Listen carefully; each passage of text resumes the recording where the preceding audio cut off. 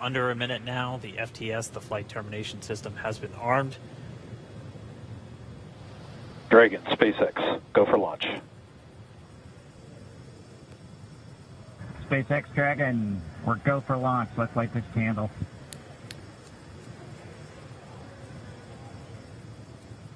T-minus 30 seconds.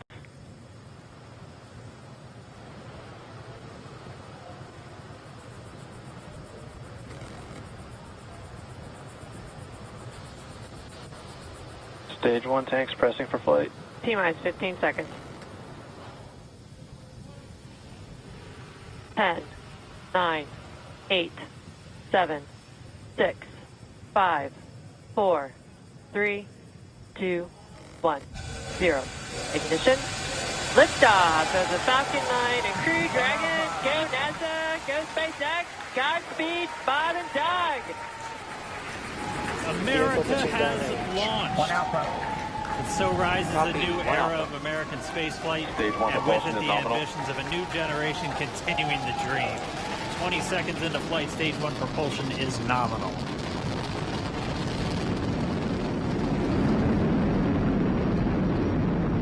T plus 30 seconds into this historic mission. Flying crew on board Dragon and Falcon 9, and look at them go. Falcon power telemetry nominal. M1D throttle down. We're throttling down to get ready for the period of maximum dynamic pressure.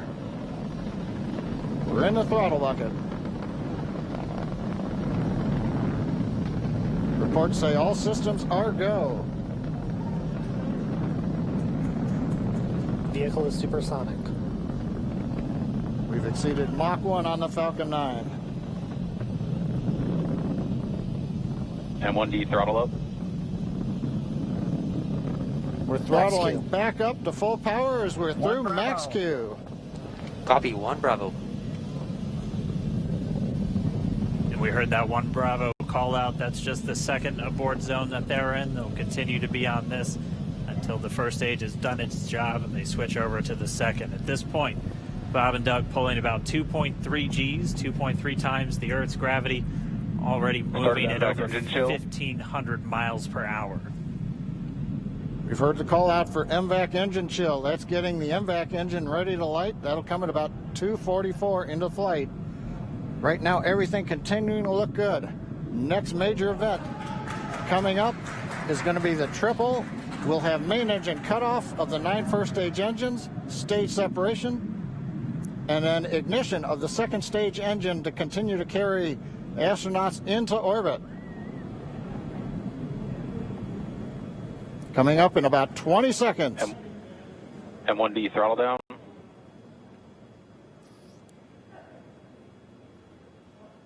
We heard we're throttling down the Merlin engines on the first stage.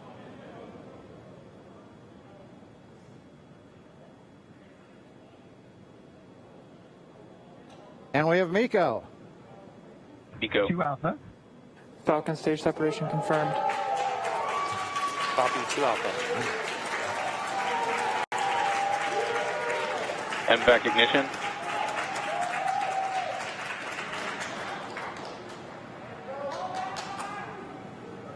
All right, we have stage separation confirmed. The first stage beginning its flight back. The second stage being powered by that single Merlin 1D vacuum engine has ignited and is now carrying Bob and Doug into orbit. So they're going to continue under the power of this second stage. Stage 2 propulsion is nominal. Which will cut off at SECO, or second engine cut off at about 8 minutes and 44 seconds into today's flight. So a little over 5 minutes to go still on this second stage. You heard the call out 2 Alpha, so they're now in the longest abort zone that carries them all the way from about North Carolina up the eastern seaboard almost to Canada. Things looking good though, getting good call outs, nominal propulsion on that second stage. Bob and Doug continuing to make their way into orbit.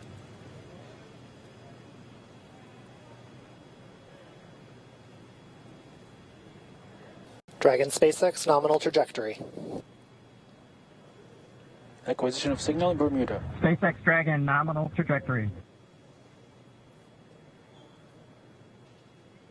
All right, right here in nominal trajectory. So Dragon pointed in the right direction, continuing to make their flight uphill.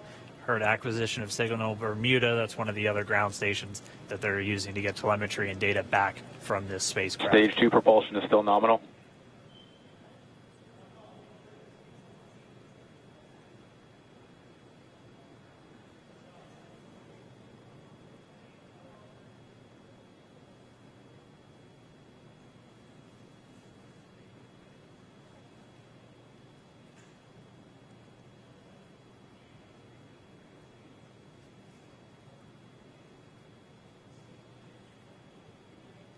A little over 4 minutes, 40 seconds into the flight.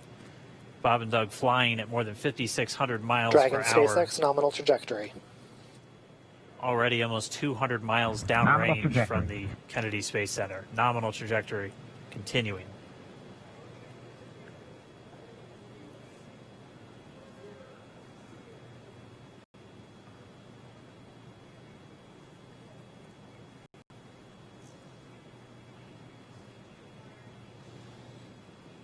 And while they continue uphill, looks like we are getting a view of the first stage as well. Yep, on your right screen, you can see that first stage with the grid fins deployed. It's making its way back to attempt to land on our drone ship, Of Course, I Still Love You Today. And we're just about a couple minutes away from the entry burn, and that's where 3 of the 9 Merlin engines do ignite to help slow the vehicle down as it re-enters back into the Earth's atmosphere. And then after the entry burn will be the landing burn, which is just a single engine Dragon burn. SpaceX nominal trajectory. And you heard Nominal Starting trajectory. chill for entry burn. there's that call out. They are still on a nominal trajectory on Dragon, still on second stage, and that's that MVAC engine on second stage on your left screen.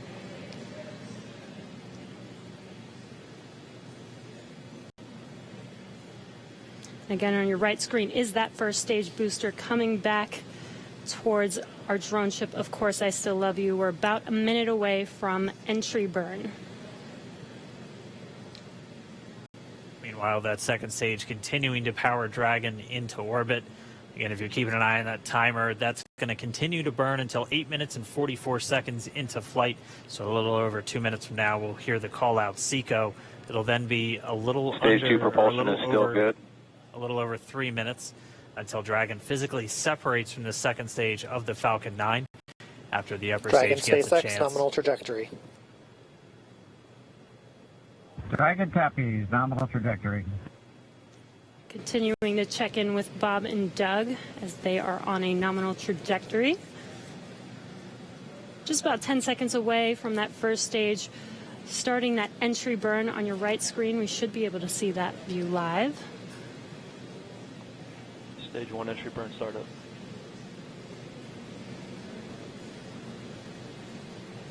And there is that entry burn Acquisition of signal beginning. near Hampton. This burn lasts about 36 seconds long. Stage 2 FTS is saved.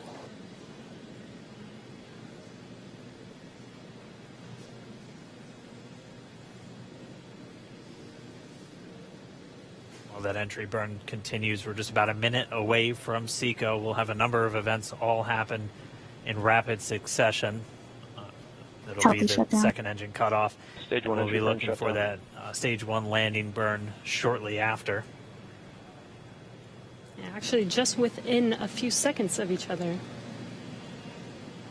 It's such a cool view on your left screen, seeing Bob and Doug on Dragon. Right now, you can see the displays that they are seeing right now themselves. Terminal guidance. MVAC throttle step. We are coming up 25 seconds or so away from SECO, or second engine cutoff. This is also the point where Bob and Doug are experiencing their highest G-force. We're seeing the counter tick up to right about Stage 1 Shannon. entry 1.8. transonic. Copy, Shannon. You heard Shannon, so that just means they're in their final abort zones. If they were to abort at this point, it would either be an abort to orbit or to land off the coast of Ireland. Standing by for second Stage 1 engine landing cutoff startup. confirmation. MVAC throttle step. MVAC shutdown. Stage 1 landing winner. Confirmation of SECO's second engine cutoff.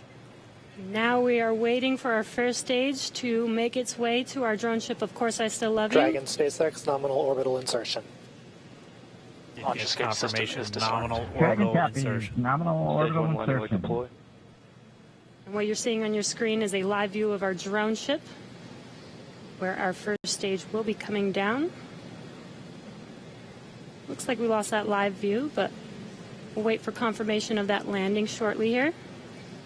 Falcon 9 first stage successfully landed. And aboard there you full can see central on loop. your screen, Falcon 9 has landed. This is the first Falcon 9 to carry humans to orbit, so very exciting for us. And as you can see on your right screen, Bob and Doug are still making their way to their targeted orbit. M1D to recovery 1. So exciting today. M1D. It doesn't stop. It does not stop. All right, we did hear again that call out, good orbital insertion, so that means Falcon 9 and Dragon right now exactly where they're supposed to be. M1D to FRC on recovery 1. And it's right at about 12 minutes This is FRC. when Can you Dragon will switch over separate. to ECF9?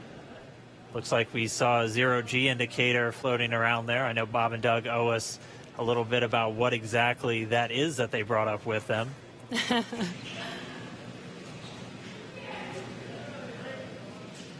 And before separation, before Dragon initiates separation from the second stage, they do make sure to they do ensure that the vehicle is not spinning and it is in good condition before we separate. That's right, the upper stage does small attitude maneuver using some cold gas thrusters built into the rocket body itself.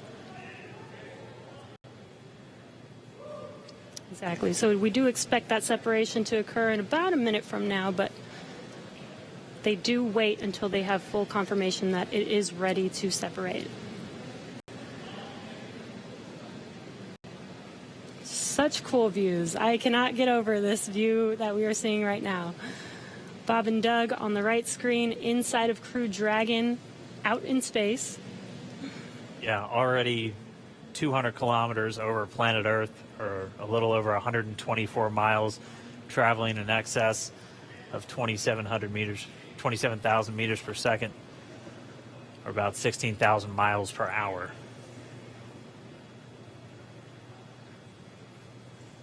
So again, we're just standing by. That separation event should be coming up shortly. Then they'll begin a series of checks on the Draco thrusters that are going to be used to maneuver and then power Dragon on its flight to the International Space Station. Standing by for separation. Expected loss of signal, Wallows. It sounds like we had an expected LOS, loss of signal, with one of the ground stations. Waiting for confirmation now of that. Dragon separation confirmed. Dragon separation confirmed. There is a great view right in front of you Countdown of 1 Dragon December. separating. Separation confirmed. And there's that call out. Dragon is now officially making its way to the International Space Station today. Dragon SpaceX, with that separation call, we have a few words for you from our Falcon 9 team. Standing by. Dragon, Chief Engineer on Dragon to Ground. Bob Doug, on behalf of the entire launch team, thanks for flying with Falcon 9 today. We hope you enjoyed the ride and wish you a great mission. Thanks, Bala. Congratulations to you and the F9 team for the first human ride for Falcon 9, and it was incredible. Appreciate all the hard work, and thanks for the great ride to space. Copy all. Bala and Mike, proud of you guys and the rest of the team.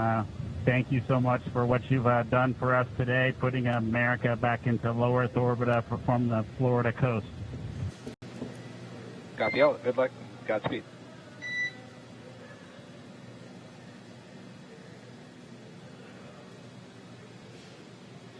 All right, so Bob and Doug are in And Dragon space. SpaceX, we confirm nominal ECLS activation and service section Draco checkouts. Nose cone deploys in progress. Copy all. We're monitoring. The Corps here in Hawthorne giving the crew a heads up that we have confirmation the nose cone is deploying. So again, that nose cone is going to open up a little bit more than 90 degrees, goes up to about, I think, 105 degrees, and that's going to expose the actual docking ring and the hatch that they're going to be going through once they attach to the International Space Station, and also 4 of those Draco thrusters, we call them the forward bulkhead thrusters, that are going to be used for these major phase burns or firings of those thrusters to actually raise their orbit gradually over the coming hours. Also heard good activation of the ECLSS, that's the Environmental Control and Life Support System. That's everything controlling their atmosphere, just keeping Dragon a nice, safe, habitable environment where they're going to be living for the next 19 hours until they arrive at the space station. Right, exactly. And Falcon 9's job may be done for today, but the mission is not over. Crew Dragon's job is not done. As you can see, Bob and Doug are still inside Crew Dragon, making their way. It will be a 19-hour trip to the International Space Station before they dock tomorrow morning. And such cool views. I love that we can get these live views here and see and watch what they're doing now that they are in orbit. Yeah, it's incredible to just be looking over their shoulder, to be along for the ride. And we're going to be with them, and we're going to be with all of you the entire way for their journey to the space station. We're going to be covering live throughout. Bob and Doug will obviously have a sleep period where they'll get about 8 hours of sleep a little bit later today before they wake up for all of their final approach. One of the major things we are looking forward to in the next couple of hours is going to be their first turn at the controls. So they're actually going to be using those touchscreen displays to take control and manually pilot Dragon. We'll walk you through what that's going to look like, and assuming we have some good ground station coverage, we'll be able to get views from right inside Dragon, looking over their shoulder as they manipulate the controls at the display. But I mean, we had a smooth ride uphill, both stages of the Falcon 9 doing their job, placing Bob and Doug in orbit. I mean, this is a day, this is a historical day. This is us kicking off that new era of space flight that we've all been talking about and longing for since the Space Shuttle program came to an end in 2011. Yes. And the weather cooperated. Yes, second time's a charm. Right. All right, so day for the history books. As you can see, we have lost some live signal there, but the mission still continues, and we're going to send it over to KSC to continue broadcasting live with you. Loss of signal, Newfoundland. Yeah, Jesse and Dan, we are just in awe over here. When I woke up this morning and looked at the weather forecast, I was like, man, we're going to be back here on Sunday, but we did it. The room cleared out. Everybody was outside watching, and inside the lights were shaking, the cameras were shaking. Lauren came back in with tears in her eyes. This is really amazing. I can't believe it. I saw it with my own eyes. This is, I'm a little bit speechless. Just so grateful that we got them up there, and there's a lot more to go. But I'm so happy they're safe right now. I'm just so happy. Yeah. Leland, you were talking about it. It's amazing what we can do when we work together. Yes, American astronauts on an American rocket from American soil, showing you what Americans can do when we come together as a team and blast Doug and Bob off to the cosmos. This is what it's all about, and their families and everyone is working together to take them up to space safely. So I don't know what to say. That rocket fuel is still in my veins, and I want to go get on the rocket. Well, it's too late now. I know. Next one. I know. But we want to go over to Daryl at OSB2. He's there with the administrator who hopefully has more words than we do, because we're still kind of speechless. Daryl?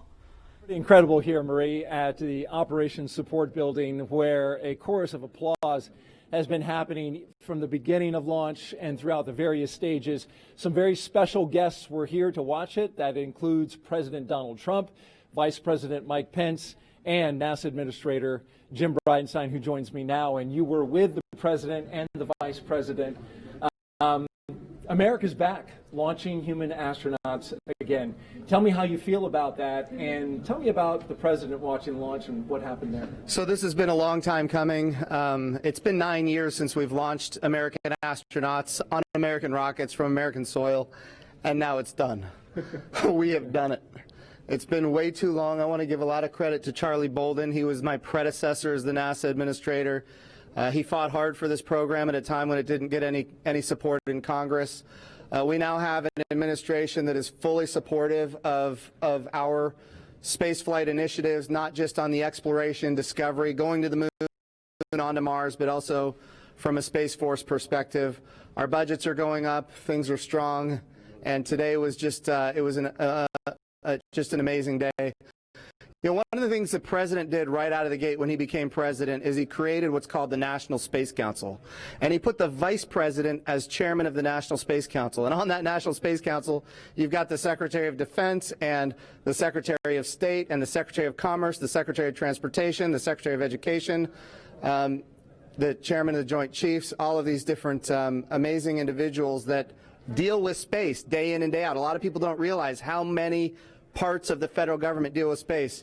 And the vice president invited those members of the National Space Council here as well. So we just had, and then we had members of Congress, bipartisan members of Congress, Republicans and Democrats, who have been involved in supporting this program, you know, for a long time now. So I'll just tell you, I'm breathing a sigh of relief.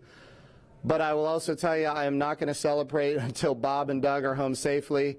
Tomorrow they're going to dock to the International Space Station. Tonight I'm heading to Houston to be at the Johnson Space Center when that happens. So it's a bit of a relief. The nose cone is now open.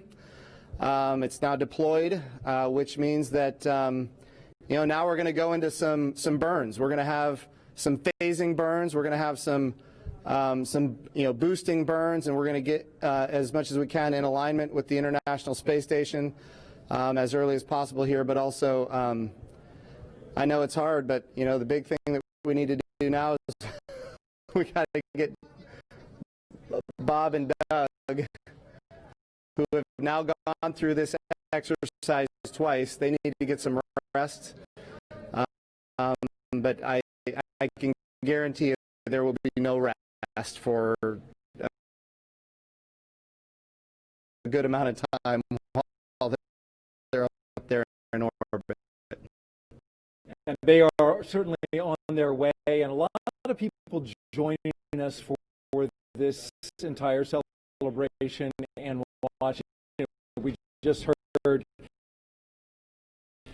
10 million people watching live as this launch happened, and President Donald Trump becoming the third sitting president to watch a launch live from the Kennedy Space Center.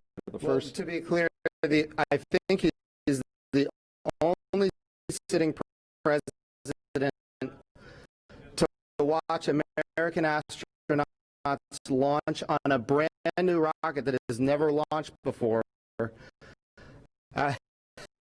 And that's a big risk. You know, he also said we're going to go to the moon by 2024. That means he's putting himself at risk to say, look, I'm going to be accountable, potentially, I'm going to be accountable to the initiatives that I put forward. And I think we have not had that kind of leadership for space in a very, very long time. And we're so grateful for it. What was it like watching the launch with the president? How did he react? Oh, I'll tell you, it's obviously something that is near and dear to him. He said it a year and a half ago. He put it in the State of the Union speech. He said, we're going to launch American astronauts on American rockets from American soil. And of course, I was like, in my head, I'm thinking we better get after this. And of course, we've had we've worked overtime to make it happen. We might be a little behind schedule, but we got it done, and we got it done safely. We're knocking on wood, but so far so good. It's looking good. You personally, Jim, as that rocket was lifting off and you felt that rumble, yeah. What'd you feel? What'd you experience? Well, I was praying. I'm not going to lie to you. I was praying. I was praying for Bob and Doug. I was praying for their families. I was praying for their safe return, even though they're just going. But man, I'll tell you, it was, I've heard that rumble before, but it's a whole different feeling when you've got your own team on that rocket. And they are our team. They are America's team. This is Launch America. This is everything that America has to offer in its purest form. And times are tough right now. There is no doubt. We've got the coronavirus pandemic. We have other challenges as a country. But I hope this moment in time is an opportunity for everybody to reflect on humanity and what we can do when we work together, when we strive, and when we achieve. And if this can inspire a young child to become the next Elon Musk or the next Jeff Bezos or the next Sir Richard Branson, then that's what this is all about. Or the next Jim Bridenstine. Yeah. I wouldn't put me in that category, but. Well, we appreciate your leadership for the Space Agency at this time, and congratulations on an amazing day in launch.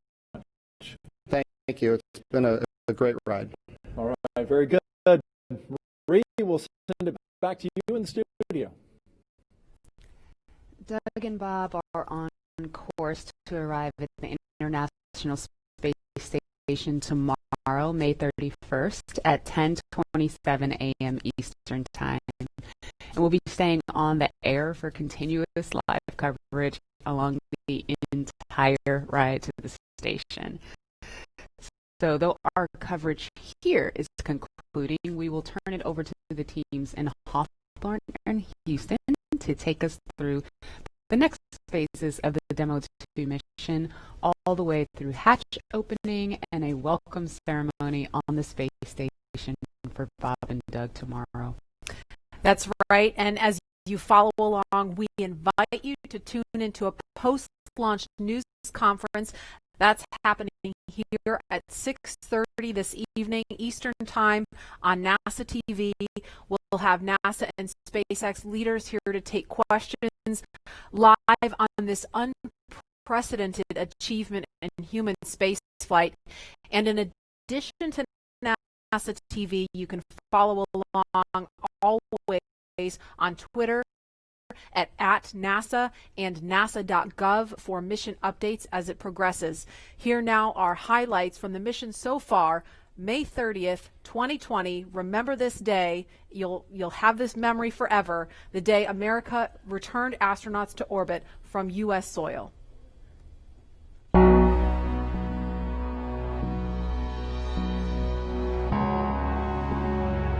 Wow, we're making history again. Let's go.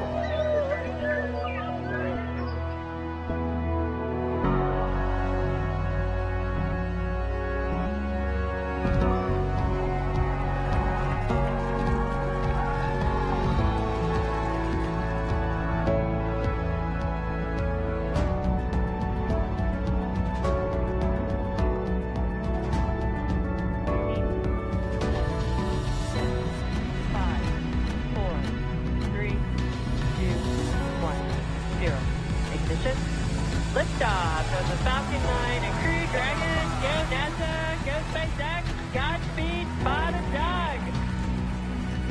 America has launched. So rising to a new era of American spaceflight and with it the ambitions of a new generation continue.